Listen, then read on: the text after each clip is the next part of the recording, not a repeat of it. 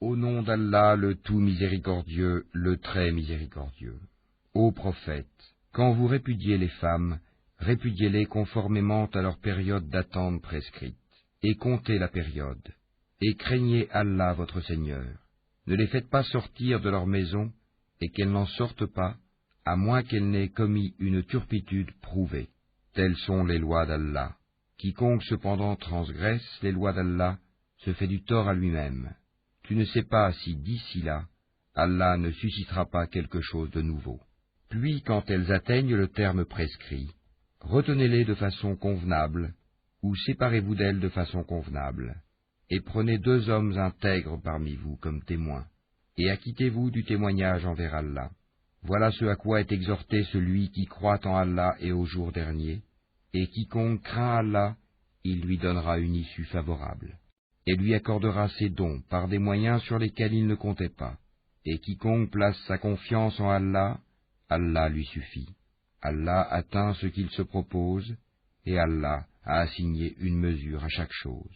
Si vous avez des doutes à propos de la période d'attente de vos femmes, qui n'espèrent plus avoir de règles, leur délai est de 3 mois, de même pour celles qui n'ont pas encore de règles.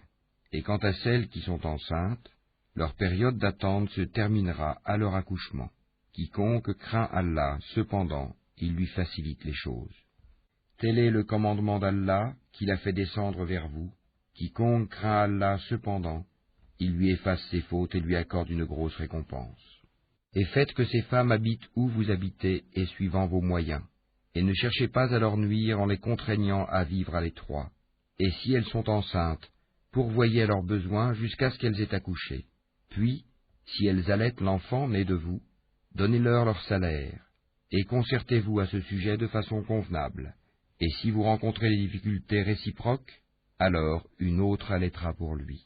Que celui qui est aisé dépense de sa fortune, et que celui dont les biens sont restreints dépense selon ce qu'Allah lui a accordé. Allah n'impose à personne que selon ce qu'il lui a donné, et Allah fera succéder l'aisance à la gêne. Que de cités ont refusé avec insolence le commandement de leur Seigneur et de ses messagers. Nous leur en demandâmes compte avec sévérité, et les châtiâmes d'un châtiment inouï. Elles goûtèrent donc la conséquence de leur comportement, et le résultat final de leurs actions fut leur perdition.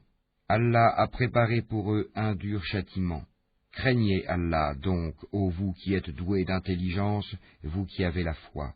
Certes, Allah a fait descendre vers vous un rappel, un messager qui vous récite les versets d'Allah comme preuve claire, afin de faire sortir ceux qui croient et accomplissent les bonnes œuvres des ténèbres à la lumière.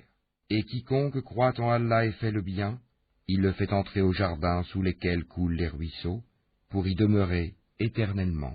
Allah lui a fait une belle attribution. Allah qui a créé 7 cieux et autant de terres, entre eux son commandement descend, afin que vous sachiez qu'Allah est en vérité omnipotent, et qu'Allah a embrassé toutes choses de son savoir.